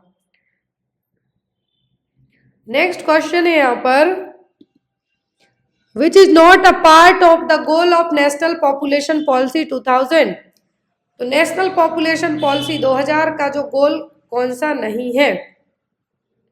Improve education level, improve age of marriage, address unmet need of family planning methods, improve the economic status. तो कौन सा यहाँ पर नेशनल पॉपुलेशन पॉलिसी 2000 का गोल नहीं है? वो यहाँ पर होगा कि जो इकोनॉमिक स्टेटस को इम्प्रूव करना, क्या है? इकोनॉमिक स्टेटस को इम्प्रूव करना नेशनल पॉपुलेशन पॉलिसी का टारगेट नहीं है। जो भारत में पहली पॉपुलेशन पॉलिसी लॉन्च की गई थी वो क्या थी? 1997 में। और जो पूरी पॉपुलेशन की साइंटिफिक तरीके से स्टडी की जाती है वो क्या कहलाती है? डेमोग्राफी। एग्जाम में आपको पूछा जाता है। तो यहाँ पर साइंटिफिक तरीके से जनता की स्टडी क्या है? डेमोग्राफी। हर 10 साल में क्या किया जाता है? सेंसस। हर 3 साल में NFHS है जो किया जाएगा, नेशनल फैमिली हेल्थ सर्वे किया जाएगा। फर्स्ट पॉपुलेशन पॉलिसी 1997 में आई, नेशनल पॉपुलेशन पॉलिसी 2000 में आई। उसके अकॉर्डिंग जो क्या थी, सेकंड पॉपुलेशन पॉलिसी थी। पहली क्योंकि 1997 में आ चुकी थी, यहाँ पे मैंने ईयर लिखा भी हुआ है, दूसरी 2000 में आई।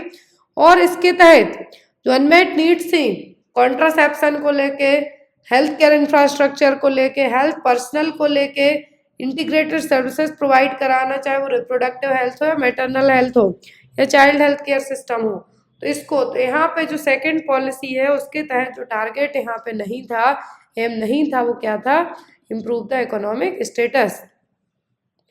Next one, which of the following is the primary component of Janani Suraksha Yojana, sorry जननी शिशु सुरक्षा योजना, JSSY, आपने JSY पढ़ी, जननी सुरक्षा योजना, दूसरी जननी शिशु सुरक्षा योजना। इसके तहत है जो इन्फेंट मोर्टेलिटी रेट को कम करना है, टारगेट यही है। तो अर्ली रजिस्ट्रेशन है, इंस्टीट्यूशनल बर्थ है, पोस्ट डिलीवरी केयर भी इसमें इंक्लूडेड है। तो यहाँ पे आपका आंसर होगा ऑल ऑफ द अबव। क्या है, ऑल ऑफ द अबव। अगला क्वेश्चन है यहाँ पे, which of the following is not a goal of national rural health mission, NRHM का गोल कौन सा नहीं है? Reduction in infant mortality rate and maternal mortality rate, universal access to public health services, prevention and control of communicable and non communicable disease, या फिर employment guarantee. NRHM national rural health mission, इसको launch किया गया 12 अप्रैल 2005 को। याद रखना है, national rural health mission गांव के लिए है, अर्बन हेल्थ मिशन जो सिटी वाले एरिया है उनके लिए है। नेशनल रूरल हेल्थ मिशन के तहत infant mortality rate, maternal mortality rate के लिए है जो फोकस किया गया इसमें रिड्यूस करने को। पब्लिक हेल्थ सर्विसेज की एक्सेस के लिए भी यहाँ पे इम्प्रूवमेंट किया गया, कम्युनिकेबल नॉन कम्युनिकेबल डिसीज के लिए भी यहाँ पे आया गया। अब मैं बता दूं कि इंडिया की जो सबसे ज़्यादा अर्थव्यवस्था, जो हेल्थ सेक्टर वाला जो एरिया है, सबसे ज़्यादा काम उस पर कौन करता है, NHM। स्पेशली जो गांव के एरिया हैं, जो कम्युनिटी लेवल हो गई, ब्लॉक लेवल हो गए, वहाँ पे सबसे ज़्यादा काम कौन कर रहा है, भी NHM। जितने भी हेल्थ से रिलेट करते हुए प्रोग्राम है सब NHM के थ्रू ही अपडेट किए जा रहे हैं। नेक्स्ट है यहाँ पर आपका आंसर क्या होगा, एम्प्लॉयमेंट गारंटी। तो यहाँ पर NRHM को शुरुआती टाइम पर 18 स्टेट में लॉन्च किया गया था, जो वीक पब्लिक हेल्थ सेक्टर है वहाँ पर। लास्ट है, नेक्स्ट क्वेश्चन है यहाँ पर, the target group for national literacy mission is, national literacy mission का टारगेट ग्रुप क्या है, below 15 year, 35 to 44 year, 15 to 35 year, 15 to 65 year. Literacy का मतलब साक्षरता, क्या है, साक्षरता, पढ़े लिखे होना। भारत का सबसे साक्षर राज्य क्या है, केरला, पिछले कई सालों से। और सबसे अच्छा सेक्स रेशियो भी कहाँ का है, केरला का। सबसे जो वीक है, सबसे लोएस्ट जो लिटरेसी रेट है वो कहाँ की, वो है बिहार की। कहाँ की, बिहार की। तो नेशनल लिटरेसी रेट के लिए जो एज ग्रुप है वो क्या है, 15 से 35 साल तक का। कितना, 15 से 35 साल तक। Most common cause of peptic ulcer, peptic ulcer का कॉमन कॉज क्या है, चाय मतलब कि टी, स्मोकिंग, हेलिकोबैक्टर पायलोरी, या फिर एल्कोहलिज्म। तो यदि लिवर सिरोसिस के लिए कहें, क्या है यहाँ पर, कुछ पर्टिकुलर बीमारी ऐसी होती हैं जिनके कॉमन रीजन भी होते हैं, सॉरी कॉमन कॉज भी होते हैं। जैसे पेप्टिक अल्सर का मेन रीजन क्या होता है, H पायलोरी, सर्वाइकल कैंसर के लिए होता है HPV। तो यहाँ पर भी सबसे कॉमन रीजन क्या होता है, H पायलोरी, या फिर दूसरा होता है HCl का ओवर प्रोडक्शन। जो आपके स्टमक में एसिड है, उस स्टमक का जो एसिड है स्टमक में, उस एसिड का ओवर प्रोडक्शन, उसके कारण भी पेप्टिक अल्सर हो सकते हैं। लेकिन जो सबसे कॉमन कॉज होता है वो होता है हेलिकोबैक्टर पायलोरी। क्या है, हेलिकोबैक्टर पायलोरी।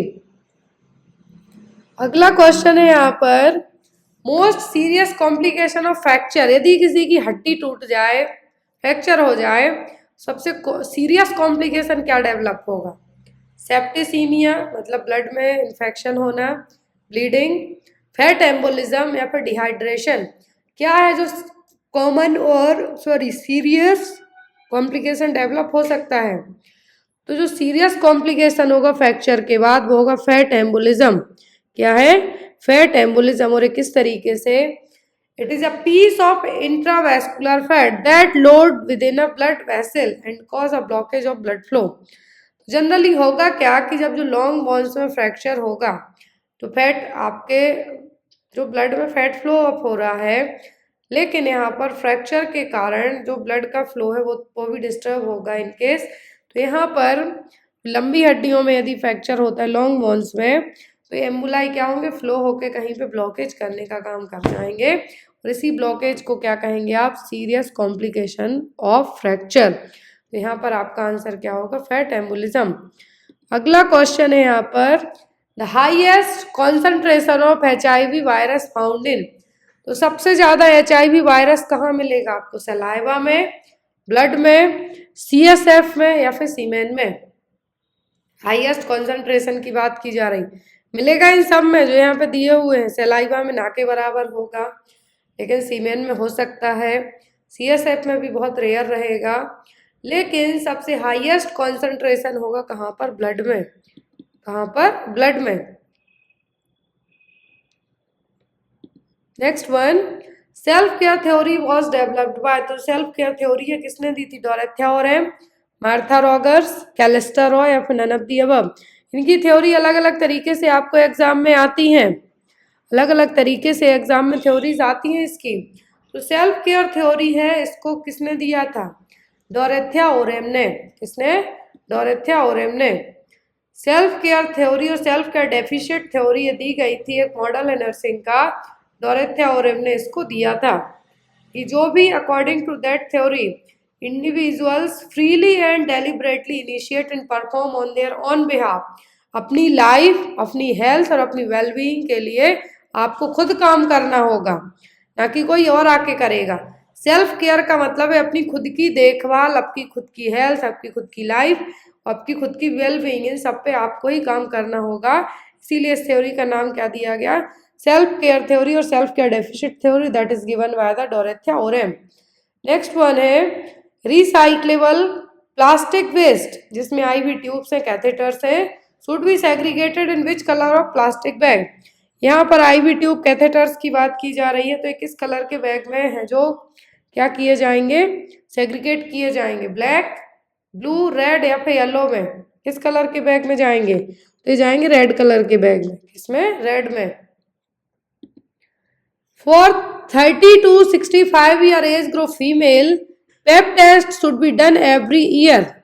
यदि फीमेल की एज 30 से 65 साल है, कितना, 30 से 65 साल की उम्र है, पेप टेस्ट है जो कितने साल के गैप में करवाना चाहिए, every 3 year, every 5 year, every 7 year, every 10 year. तो यहाँ पे मैंने कल एक शॉर्ट डाला था, बहुत ही अच्छा इंटरेस्टिंग शॉर्ट था, आई होप आप जाके देखें, और नहीं देखा हो तो एक बार जाके देख लें।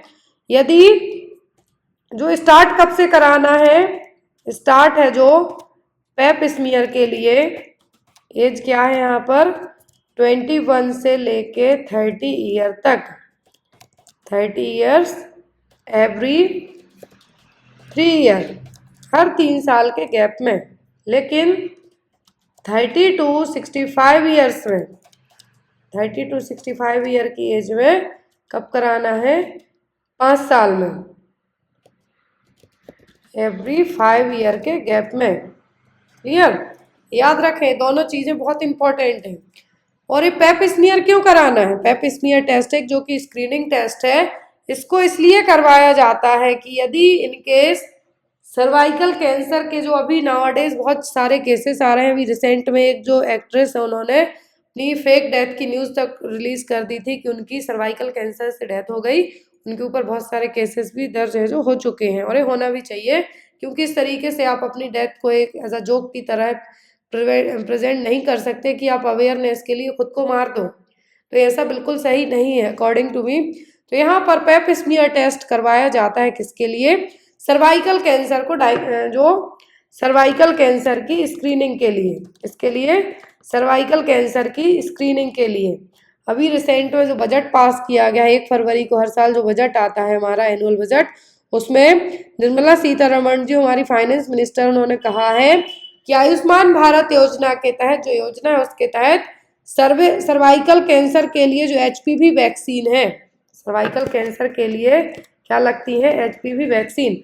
भारत बायोटेक ने पहली अपनी सर्वाइकल वैक्सीन बना ली है, लेकिन अभी तक वो मार्केट में नहीं आई, उसकी टेस्टिंग वगैरह है जो क्लियर हो चुकी है। तो गार्डासिल क्या है? गार्डासिल एक जो वैक्सीन के नाम है यहाँ पर, सर्वारिक्स एंड सर्वावैक, ये वैक्सीन के नाम है। HPV वैक्सीन है, सर्वाइकल कैंसर को प्रिवेंट करने के लिए लगवाई जाती हैं। एज की बात करें हम तो आफ्टर 10 ईयर, क्या है? आफ्टर 10 ईयर के बाद इसको लगवा सकते हैं। आफ्टर 10 ईयर में जो HPV वैक्सीन है जो लगवा सकते हैं। अब यहाँ पे देखिए कितने सारे पॉइंट हो गए। तो यदि आपको एग्जाम में पूछें कि 30 से 35 साल की उम्र में, क्या है? 30 से 35 साल की उम्र में यदि बात की जा रही है किसकी, कि 30 से 35 साल की उम्र में क्या करना है? सर्वाइकल टेस्ट स्क्रीनिंग करानी है, पेप स्मीयर कराना है। कब? हर 5 सालों में। कितना? एवरी 5 ईयर में, हर 5 सालों में। लेकिन यदि बात की जाए 21 से 30 के बीच में आपको एज दी जाए तो आपको कहना है एवरी 3 ईयर में। क्यों की जाती है स्क्रीनिंग? कंफर्मेशन नहीं है कि आपको सर्वाइकल कैंसर हो गया है, that is not a confirmatory test, it's only a screening test. इसमें आपको पता चल जाएगा कि जो आपका यूट्रस का नीचे का हिस्सा है, इसको क्या कहते हैं? सर्विक्स, वहां पर कुछ एबनॉर्मल सेल्स का डेवलपमेंट तो नहीं हो रहा है। कुछ यदि होता है तो आप इनिशियल स्टेज पर ही पता चल जाएगा। तो एवरी 3 ईयर में, और गवर्नमेंट में अभी तक तो ऐसा नहीं है कि फ्री ऑफ कॉस्ट होता हो। तो यहाँ पर आपको ये बेसिक पॉइंट है, याद रखने हैं। अगला क्वेश्चन है यहाँ पर, all of the below are sign of cardiopulmonary arrest except, इसका आंसर आप लोग कमेंट बॉक्स में देंगे कि जो सभी कार्डियोपल्मोनरी अरेस्ट के साइन है किसी एक को छोड़कर, absence of pulse, dilatation of people, constriction of प्यूपिल, immediate loss of consciousness, सभी साइन है कार्डियोपल्मोनरी अरेस्ट के किसी एक को छोड़कर। इसका आंसर आप लोग कमेंट बॉक्स में देना। आई होप आपको आज की क्लास अच्छी लगी हो। जो भी आपके डाउट वगैरह रह जाते हैं आप बेझिझक होकर कमेंट बॉक्स में पूछ सकते हैं। और जो क्लासेस प्रीमियर चलती हैं, मैं वहाँ पे प्रीमियर क्लासेस इसलिए अपडेट होती हैं क्योंकि मेरे पास एक एग्जैक्ट पर्टिकुलर टाइम नहीं होता आपको बताने के लिए कि आज इस टाइम पे आपकी क्लास होगी। तो यहाँ पर प्रीमियर क्लासेस में भी मैं सभी के कमेंट पढ़ती हूँ और वहाँ पे मैं लाइव आके देखती हूँ कि कौन क्या कमेंट कर रहा है, किसकी क्या क्वेरीज है। तो मैं सबके आंसर देने की कोशिश करती हूँ, लेकिन कमेंट में सबके देखती हूँ। तो यहाँ पर इस क्वेश्चन का आंसर आप लोग जरूर कमेंट बॉक्स में देना। और जो भी लोग स्टडी मटेरियल लेना चाहते हैं जिसमें आपके 40 पेपर, क्या रहेगा यहाँ पे? 40 पेपर प्लस इन 40 पेपर के अलावा आपको यहाँ पे देखिए कि जो 40 पेपर्स हैं सॉल्व हैं हिंदी एंड इंग्लिश में है, ओनली त्रिपुरा को छोड़ के, क्योंकि वहाँ पे इंग्लिश में पेपर होता है। और इसका चार्ज आपका क्या है? 350 रुपीज़। 350 रुपीज़ में आपको 40 पेपर एंड साथ में आपको 13 सीरीज भी हैं जो दी जाएंगी। ANM एक इसके हैं पेपर, तो ये हैं आपके CHO के। अब यदि ANM वालों की बात करें हम, तो ANM के हैं जो 23 पेपर्स हैं, इनका चार्ज है अभी आपको 150 रुपीज़। जो पेपर आपको most of the paper Hindi में है और कुछ इंग्लिश में भी है। आई होप आपको आज की क्लास अच्छी लगी हो। कोई डाउट हो तो आप बेझिझक होकर कमेंट बॉक्स में कमेंट करके पूछ सकते हैं, मुझे व्हाट्सएप मैसेज करके भी पूछ सकते हैं। Thank you.